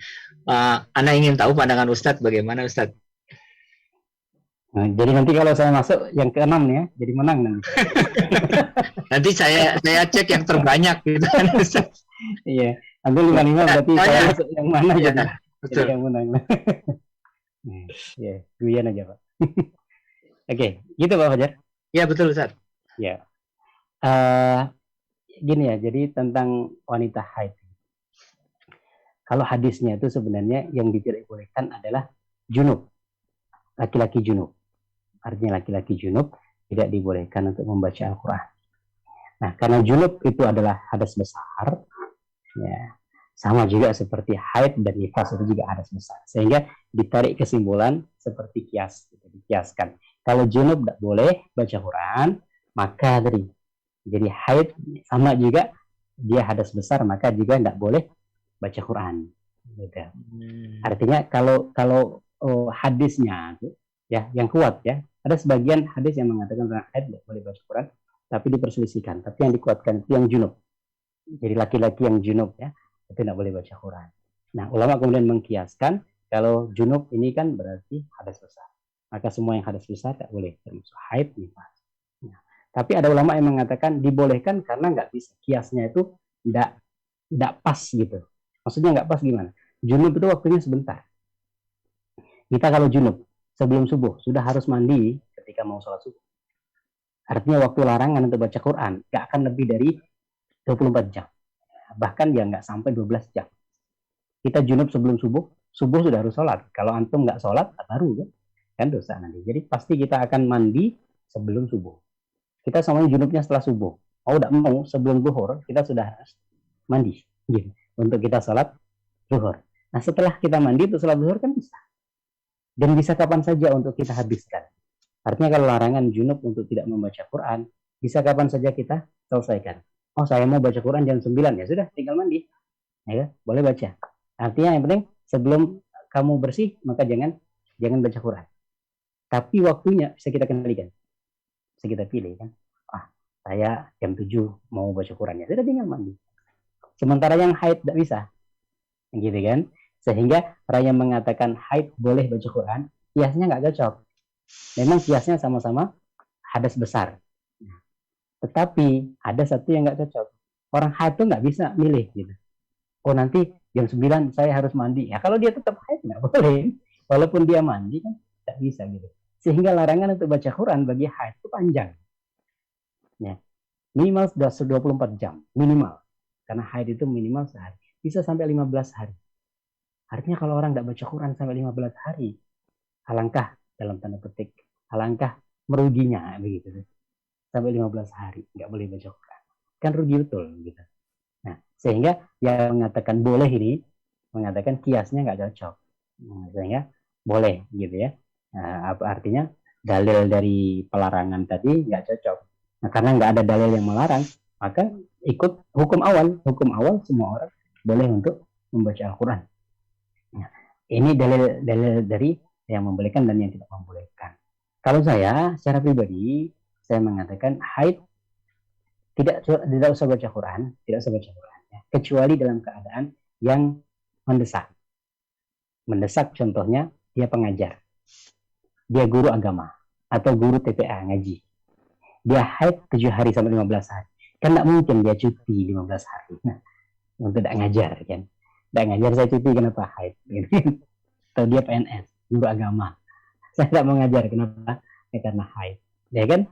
Ya. Jadi kalau memang ada keadaan seperti itu, ya monggo, silakan. Atau perempuan yang hafiz Quran. Perempuan hafizah yang dia harus merujuk, mengulang terus, ya kan? Dalam waktu 7 hari 15 hari nggak diulang. Nanti bisa sudah kebalik-balik. Sudah kebiasaan dia mengulang, kadang-kadang sehari bisa 5 juz dan lain sebagainya. Ini 15 hari tidak boleh baca Quran sama sekali. Ya kan? Kemudian yang ketiga, kalau dia belajar. Dia tadi mengajar, belajar juga boleh. Ya, sebagian mungkin perempuan belajar, ya kan?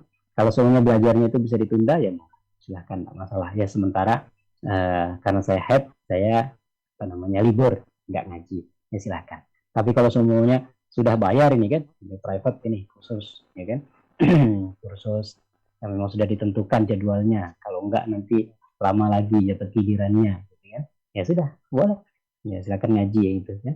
Nanti kalau semuanya, karena kayak di Singapura itu saya pernah lihat kawan-kawan yang ngaji itu kadang-kadang karena gurunya sedikit, muridnya banyak, dia giliran sudah ditentukan jadwalnya gini. Jadi kalau dia berlalu nunggu bulan depan. Jadi kan kasihan.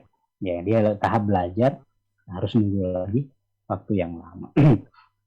Tapi kalau baca Al-Quran bukan dengan niat untuk baca Quran, boleh. Semua ulama sepakat.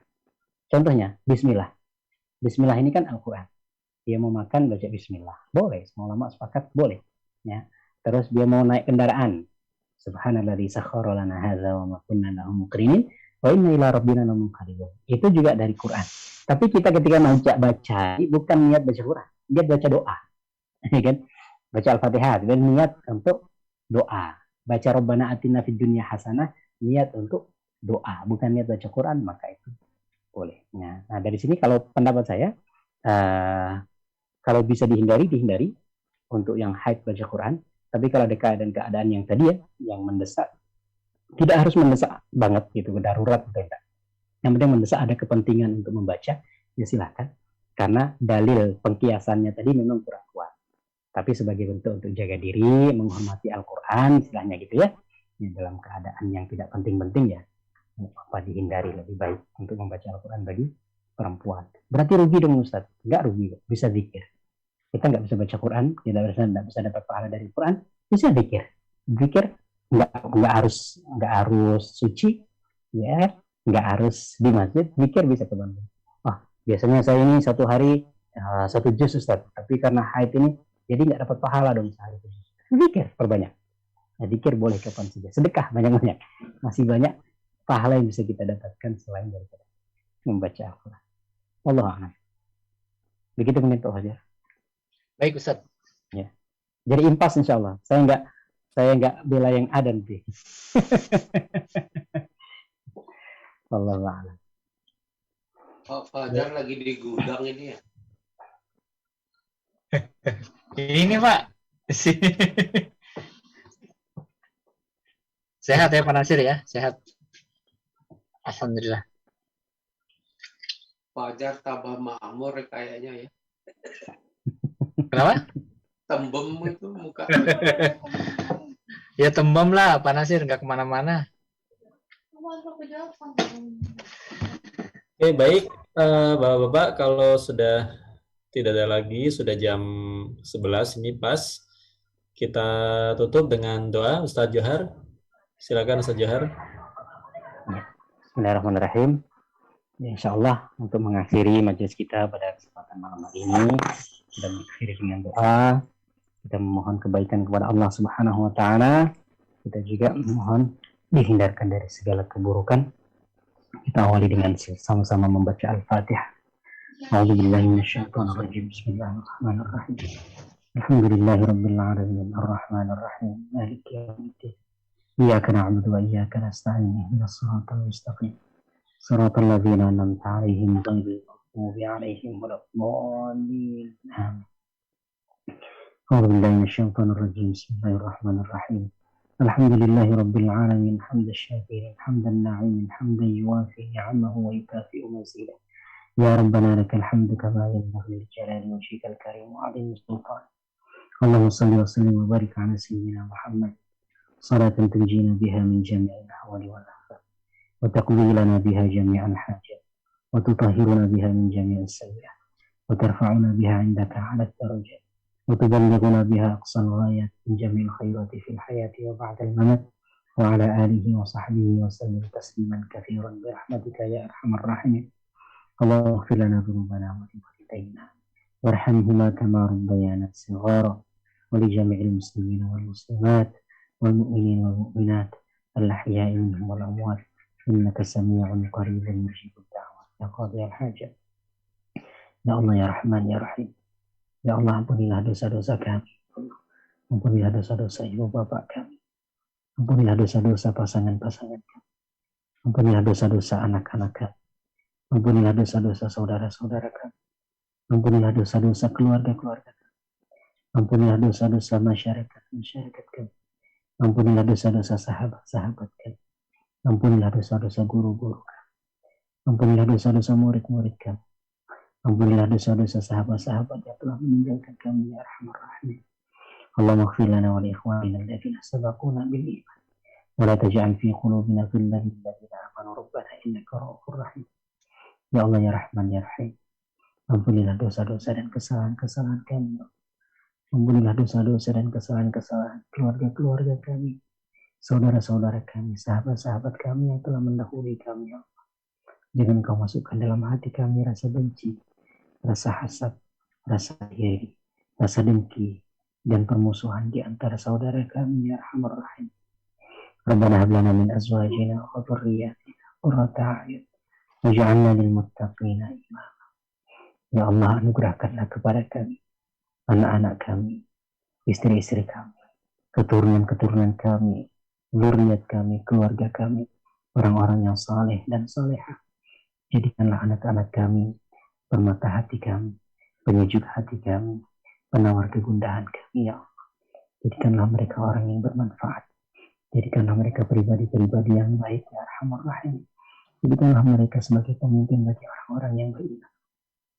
Allahumma arinal haqqa haqqan warzuqna ittiba'ah, wa arinal batila batilan warzuqna ijtinabah.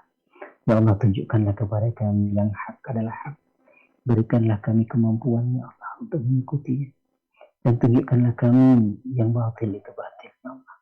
Berikanlah kami kemampuan untuk menghindarinya.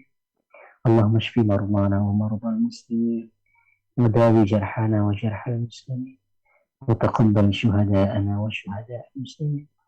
Ya Allah, sembuhkanlah orang-orang yang sakit di antara kami, ya Arhamar Rahim.